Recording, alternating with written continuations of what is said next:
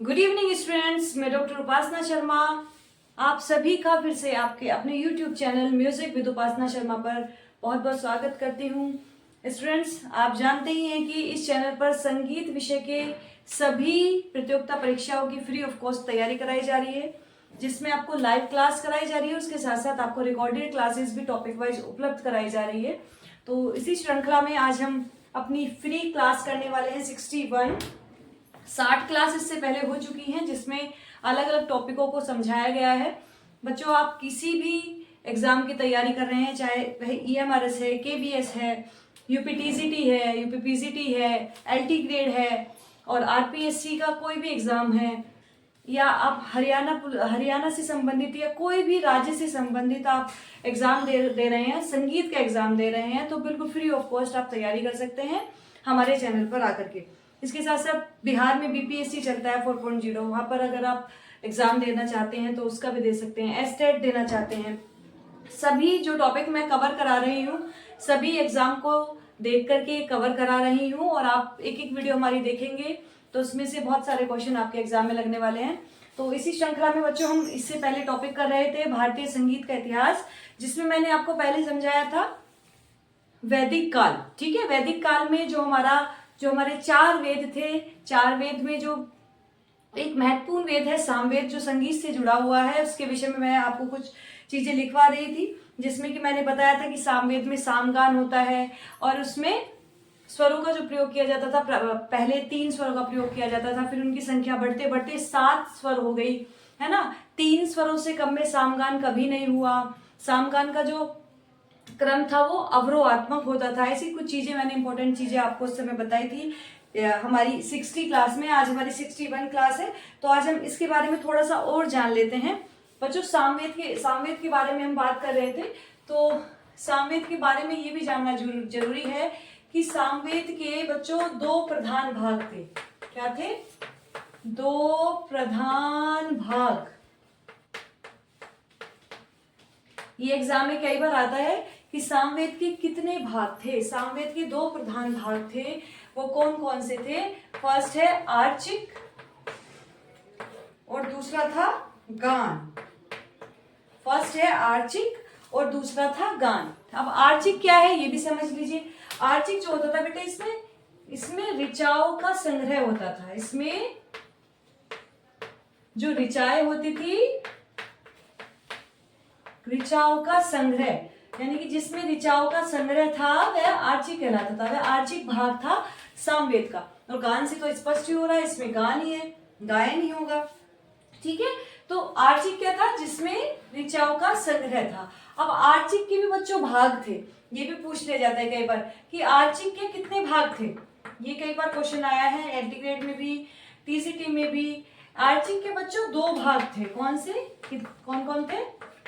आर्चिक के 2 भाग थे। नंबर 1 है पूर्वार्चिक और नंबर 2 है बच्चों उत्तरार्चिक। पूर्वार्चिक और उत्तरार्चिक। कई बार आ जाता है कि पूर्वार्चिक क्या है या उत्तरार्चिक क्या है, या आर्चिक के कितने भाग होते हैं, तो आपको ध्यान रखना है पूर्वार्चिक और उत्तरार्चिक। अब थोड़े से पूर्वार्चिक जो था बच्चों, इसमें 6 अध्याय होते थे। कितने अध्याय? इसके बारे में थोड़ा सा जान लेते हैं। जो पॉइंट टू पॉइंट मैं आपको पढ़ा रही हूँ,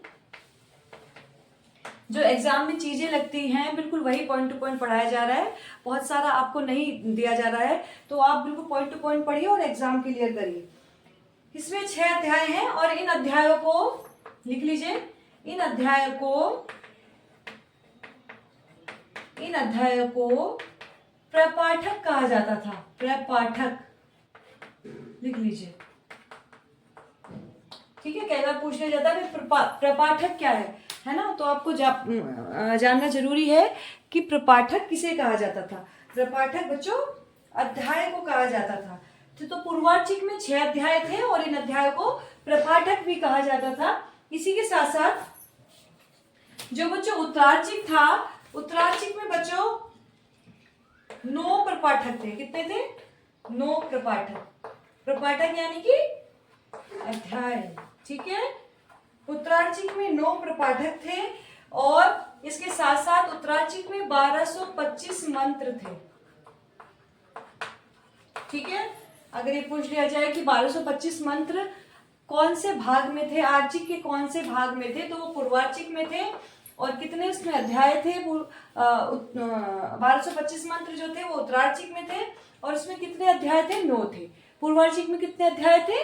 6 अध्याय थे। तो ये चीज आपको ध्यान रखनी है। ठीक है बच्चों, भाई आर्चिक तो हो गया जिसमें ऋचाओं का संग्रह था। ठीक है, और गान, गान क्या हो गया बच्चों? जिसमें ऋचाओं का गे रूप था। गे रूप यानी कि जिसमें ऋचाओं का गान था, ऋचाओं को जो गाते थे वो गान में गाते थे। ठीक है, तो आर्चिक के 2 भाग हो गए, पूर्वार्चिक और उत्तरार्चिक। पूर्वार्चिक में 6 अध्याय, ठीक है, और उत्तरार्चिक में 9 अध्याय और 1225 मंत्र थे। चलिए, अब ये हमने पूर्वार्चिक का पूरा डिटेल पढ़ लिया। अब बच्चों थोड़ा गान के बारे में भी जाने जाता है, गान के बारे में भी थोड़ा सा लिख लीजिए। गान, गान मतलब इसमें ऋचाओं का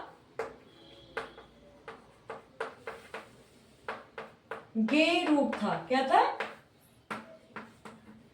गे रूप था। अब गान के बच्चों 4 भाग थे, लिख लीजिए। गान के 4 भाग थे, जैसे कि आर्चिक के 2 भाग थे, पूर्वार्चिक और उत्तरार्चिक, लेकिन गान के बच्चों 4 भाग थे। वो कौन कौन से थे?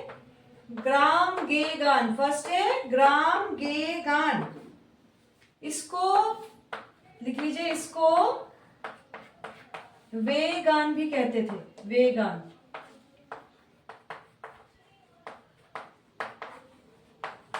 ठीक है, नेक्स्ट था बच्चों आरण्यक गान।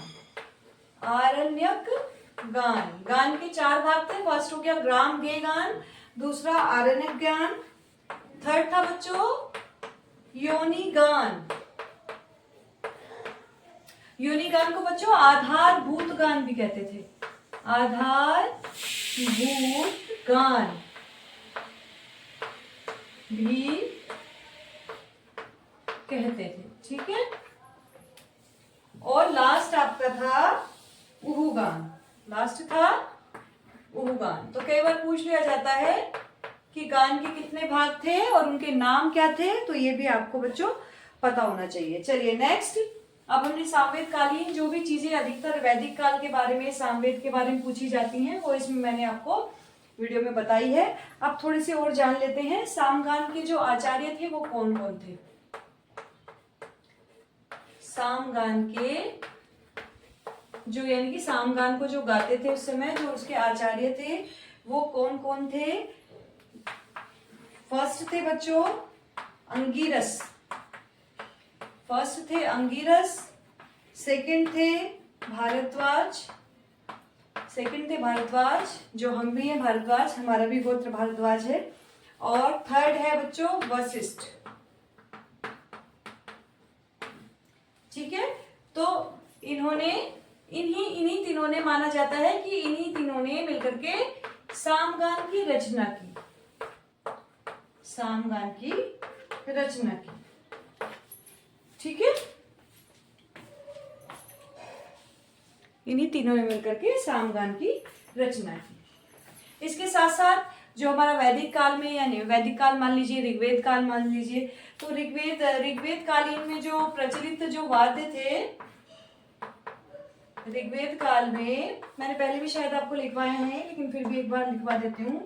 प्रचलित वाद्य कौन कौन से हैं बच्चों? दुंदुभी, कई बार पूछ लिया जाता है इनके बारे में, तो इनके बारे में भी आप जान लीजिए। बान, नाड़ी, वेणु, करकरी, गरगर, गोधा, पिंग और अघाती, है ना। ये सभी वाद्यों के आपको नाम जानने जरूरी है, और इसके साथ साथ कि ये कौन से काल में प्रयुक्त किए जाते थे, वैदिक काल में और ऋग्वेद काल में अधिकतर ये चले थे।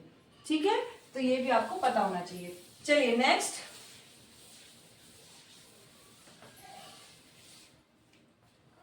अब बच्चों जो सामगान था इसको भक्तियों में डिवाइड किया गया था।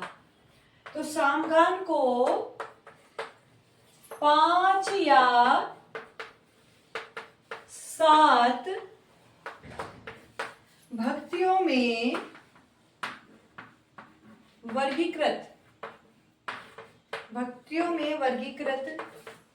किया गया है ना। कौन कौन सी भक्तियां हैं? अब 5 भक्तियां जो मानी गई उनको भी लिख देती हूं मैं, और 7 भक्तियां जो मानी गई उनको भी लिख लेती हूँ। ये भक्तियां कई बार पूछ ली जाती है। यानी कि सामगान भक्तियां मतलब जो सामगान को गाने का क्रम था उसको कितने भागों में विभाजित किया गया है। ठीक है, तो फर्स्ट है बच्चों 5 भक्तियों में प्रस्ताव से प्रारंभ किया जाता था सामगान का। उद्गीत, थर्ड है प्रतिहार, 4 है उपद्रव, 5 है निधन। तो लास्ट जो भक्ति मानी जाती थी बच्चों वो निधन मानी जाती थी। और कुछ लोग 7 भक्ति मानते थे, उसमें कौन कौन सी ऐड की है उन्होंने? फर्स्ट तो यही है प्रस्ताव, सेकंड है उद्गीत, थर्ड है प्रतिहार,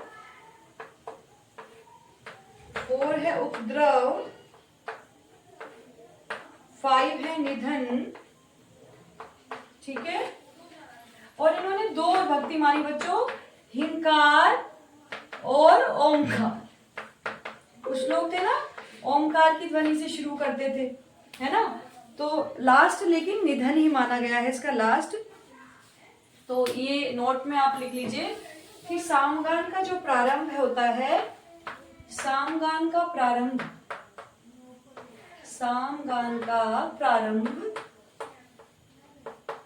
प्रस्ताव से होता था। किससे? प्रस्ताव से। याद रखेंगे, कई बार क्वेश्चन आया है। सामगान का जो प्रारंभ है बच्चों वो प्रस्ताव से होता था तथा अंत निधन से होता था, तथा अंत निधन से होता था। ठीक है, याद रखेंगे। चलिए नेक्स्ट, थोड़ा सा और सामगान के बारे में जान लेते हैं।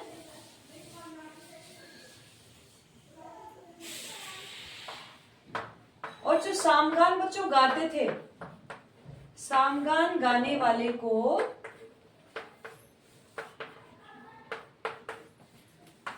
सामक कहा जाता था। ठीक है, सामक कहते थे सामगान गाने वाले को। तो ये बच्चों सामगान और वैदिक काल से संबंधित आपको मैंने आज चीजें कराई हैं। अब हम अपना वापस आ जाते हैं अपने भारतीय संगीत के इतिहास पे। तो प्राचीन काल में हमारा वैदिक काल ये कंप्लीट हुआ है। वैदिक काल के बाद बच्चों मैंने आपको बताया था एक पॉइंट, संदिग्ध काल। ठीक है, संदिग्ध काल बताया था, जो ये प्राचीन काल में भी आता था। तो संदिग्ध काल में बच्चों इस काल के बारे में ज्यादा ऐसा कुछ एग्जाम में आता नहीं है, लेकिन फिर थोड़ा बहुत समझ लीजिए कि इस काल में बच्चों उपनिषदों का वर्णन मिलता है। बहुत सारे उपनिषद इस काल में लिखे गए हैं। जैसे कि 1-2 उपनिषद के मैं नाम बता दूं आपको। और जो संगीत का वर्णन मिलता था ना बच्चों, संगीत का वर्णन निम्न 2 उपनिषदों में मिलता था। लिख लीजिए कौन कौन सा? छांदोग्य उपनिषद और बृहदारण्यक उपनिषद। ठीक है, ये 2 उपनिषद थे जिसमें संगीत संबंधी विवरण मिलता था या संगीत संबंधी सामग्री मिलती थी। तो अगर इस तरह का कोई क्वेश्चन बने कि संगीत संबंधी सामग्री या विवरण कौन से उपनिषद में मिलता है, तो उसमें हम यहाँ पर जा सकते हैं। ठीक है बच्चों, चलिए अब हम बात करते हैं बच्चों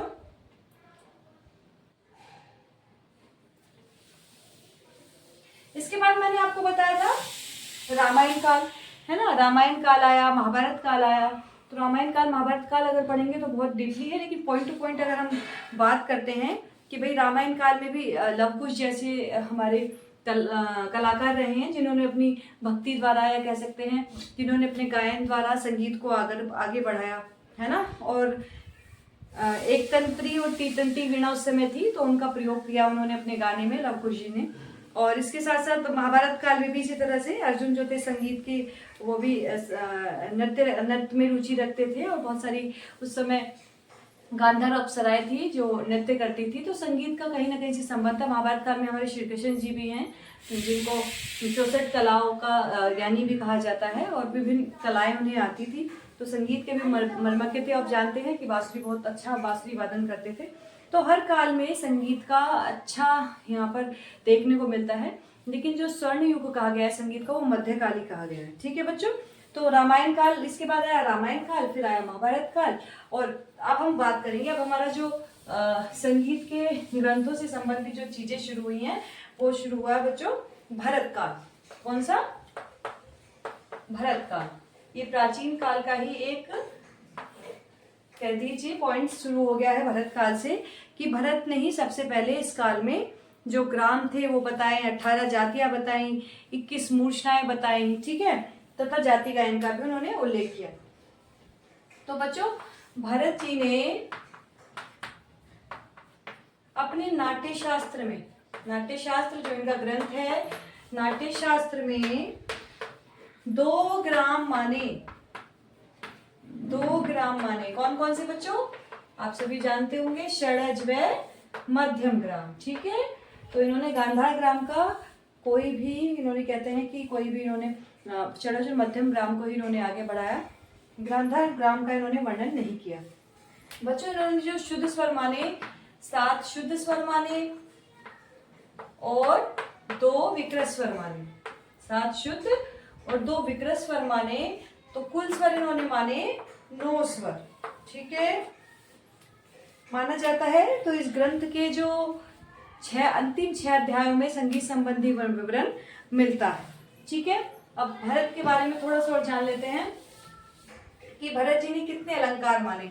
बच्चों भरत जी ने, जो पॉइंट टू पॉइंट चीजें करा रही हूँ, अभी एग्जाम भी है आप सभी का, भरत जी ने 33 अलंकार माने। कितने माने? 33 अलंकार माने। और इन्होंने जाति के जो लक्षण माने बच्चों, जाति के लक्षण इन्होंने 10 माने। ठीक है। वादी संवादी के बीच 9 से 13 श्रुतियों का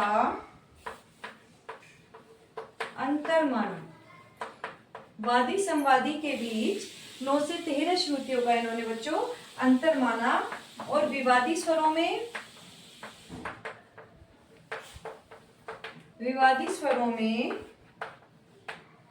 2 श्रुतियों का अंतर माना। ठीक है, लिख लीजिए।